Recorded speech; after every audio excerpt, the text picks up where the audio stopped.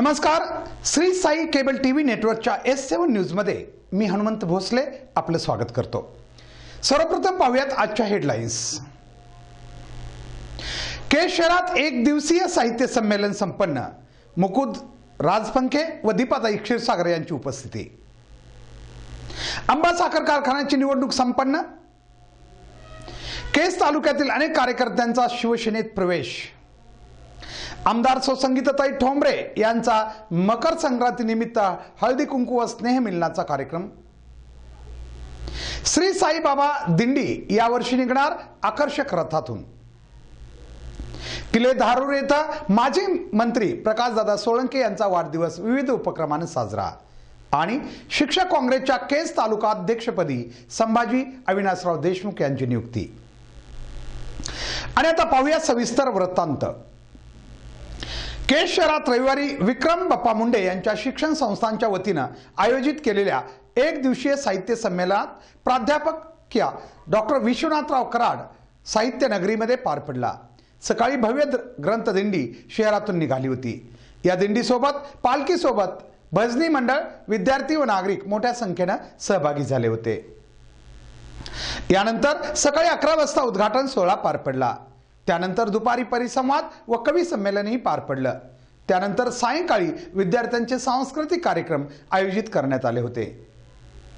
विठ्ठलकर शिक्षण प्रसारक मंडळ, रेणुका माता कृषी विकास प्रतिष्ठान आणि मीराबाई शिक्षण संस्था यांच्या वतीने आज एक दिवसीय साहित्य संमेलन केजमध्ये संपन्न होत आहे। आणि या साहित्य संमेलनाची सुरुवात डॉक्टर बाबासाहेब आंबेडकर या पुतळ्यापासून, या स्मारकापासून या ठिकाणी सुरू होते।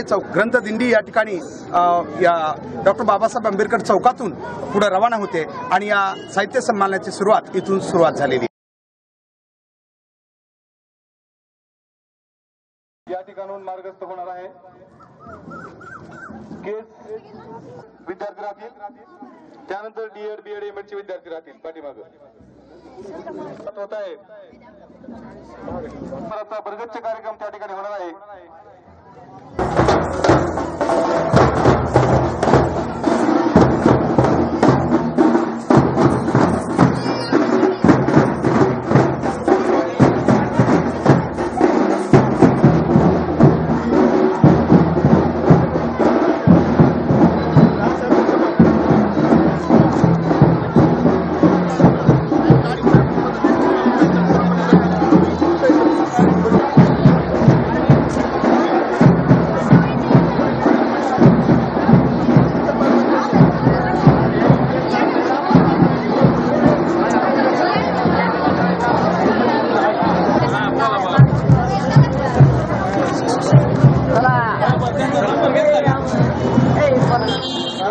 नंबरच पाहिजे आपल्याला, बाकी नाही काय।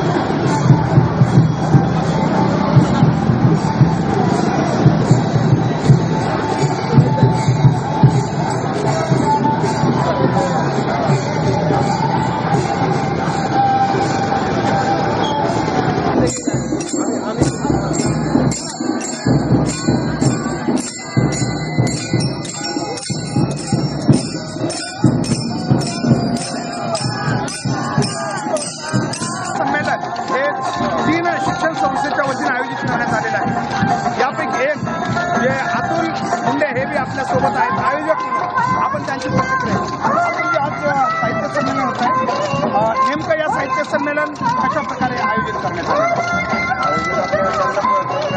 आहे आणि आपण सर्व जेवढ्या शाळा आहेत आपल्या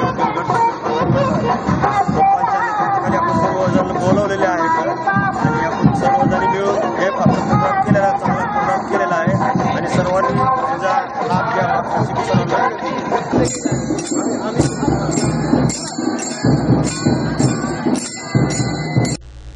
पाहुयात पुढची बातमी अंबाजोगाई सहकारी साखर कारखान्याच्या निवडणुकीची।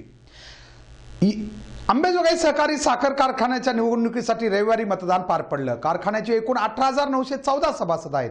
केज तालुक्यात केज व चिंचोली माळीसह 11 बूथवर मतदानाची सोय करण्यात आली होती।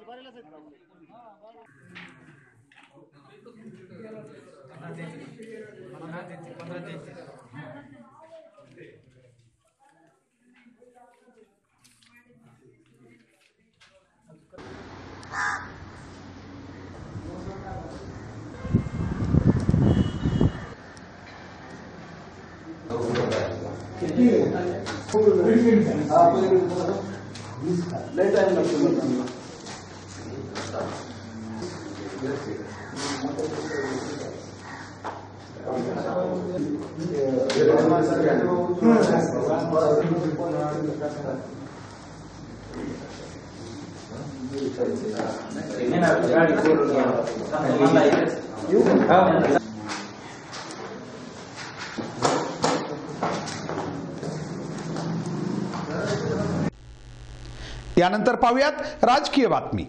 केज तालुका शिवसेनेची बैठक शिवसेना संपर्क कार्यालयात जिल्हा प्रमुख बाळासाहेब पिंगळे व बाळासाहेब आंबुरे यांच्या उपस्थितीत संपन्न झाली।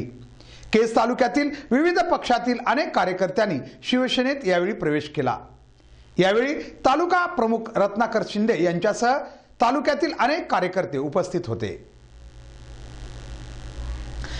मकर संक्रांतीचं औचित्य साधून आमदार सौ संगीताताई विजयप्रकाश ठोंबरे यांच्या वतीने हळदी कुंकू व स्नेहमिलनाचा कार्यक्रम आयोजित केला होता। या कार्यक्रमास महिला मोठ्या संख्येने उपस्थित होत्या।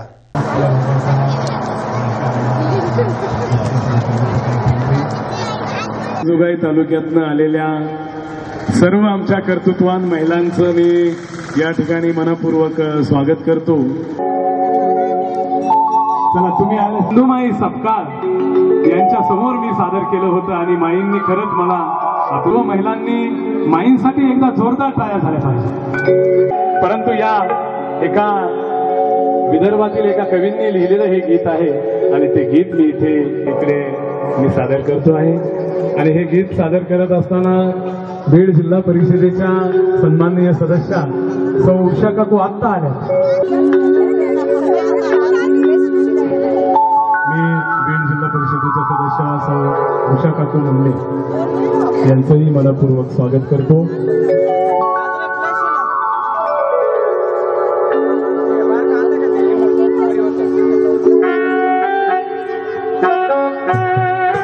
म्हणजे मंदिराचा कलर माझी माया माझी माया अमरून आसरा टाकती तिच्या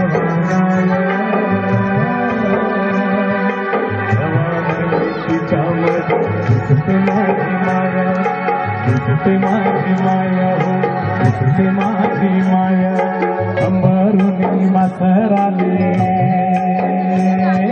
तो जगाता दुष्काळात माणसा माझा आपला होता आया बाया सांगत होते तो जगाता दुष्काळात माणसा माझा आपला होता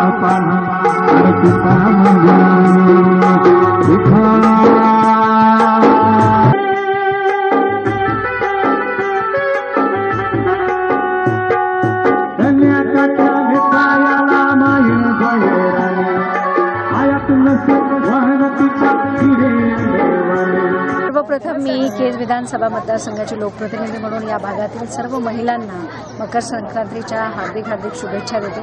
तिळगुळ घ्या आणि गोडगोड बोला हा आपला जो आज संक्रांतीच्या निमित्त सर्व बायकांमध्ये जो उत्साहाचं वातावरण आहे. खरं म्हणजे महाराजांनी आत्ता या ठिकाणी सांगितलं की महिला ह्या नेहमी गोडच बोलतात. महिला या गोड बोलतात हे जरी सत्य असलं तरी महिला या मनाने सुद्धा तेवढ्याच गोड असतात.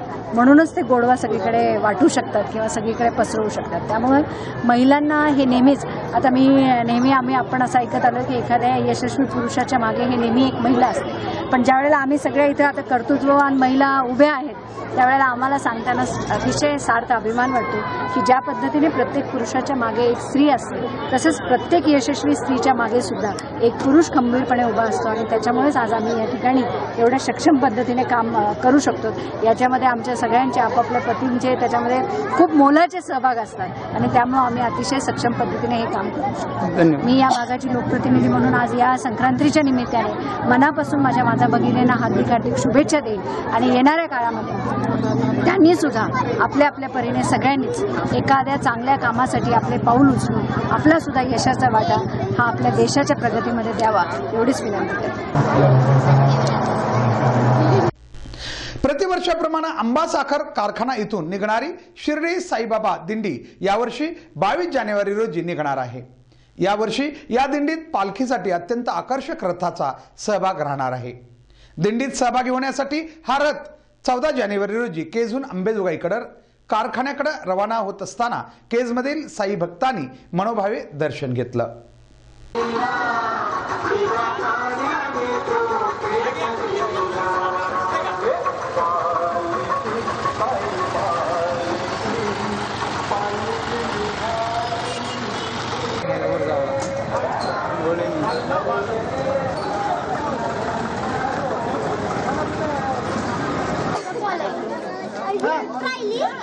साई बाबा सुखे दातार जीवा चरण द्यावा दासा विसावा भक्ता विसावा आरती साई बाबा लावणी आनंद दुर्भराय दंग मोक्ष जनादाविनी कलयुगी अवतार सगुण परब्रह्म साकार अवतीर्ण झाला से स्वामी दत्त दिगंबर की जय. अनंत कोटी ब्रह्मांड नायक राजाधिराज योगीराज परब्रह्म श्री सच्चिदानंद सद्गुरु साईनाथ महाराज की जय. अवधूत चिंतन श्री गुरुदेव दत्त साई बाबा की जय. पाहुयात बातमी धारूरची. माजी मंत्री प्रकाशदादा सोळंके यांचा वाढदिवस शनिवारी साजरा करण्यात आला. यावेळी राष्ट्रवादी काँग्रेस पक्षाचे राज्य सरचिटणीस जयसिंह सोळंके यांच्या हस्ते विविध स्पर्धेचं बक्षीस वितरण करण्यात आलं. या स्पर्धेत 800 पेक्षा अधिक स्पर्धकांनी सहभाग नोंदवला अशी माहिती आमच्या धारूरच्या प्रतिनिधींनी कळवली आहे. या कार्यक्रमासाठी राष्ट्रवादी काँग्रेसचे युवक तालुका अध्यक्ष नितीन शिंगारे, ज्येष्ठ नेते माधव निर्मळ, ज्ञानेश्वर होरमाळे, ईश्वर मुंडे, सय्यद शाकर यांच्यासह अनेक कार्यकर्ते उपस्थित होते. राष्ट्रीय काँग्रेसच्या शिक्षक सेलच्या तालुका अध्यक्षपदी संभाजी अविनाशराव देशमुख यांची निवड झाली आहे. आपण शिक्षकाच्या प्रश्नावर काम करणार असल्याचं ते म्हणाले. याबरोबरच आमचं आजचंही बातमीपत्र संपलं.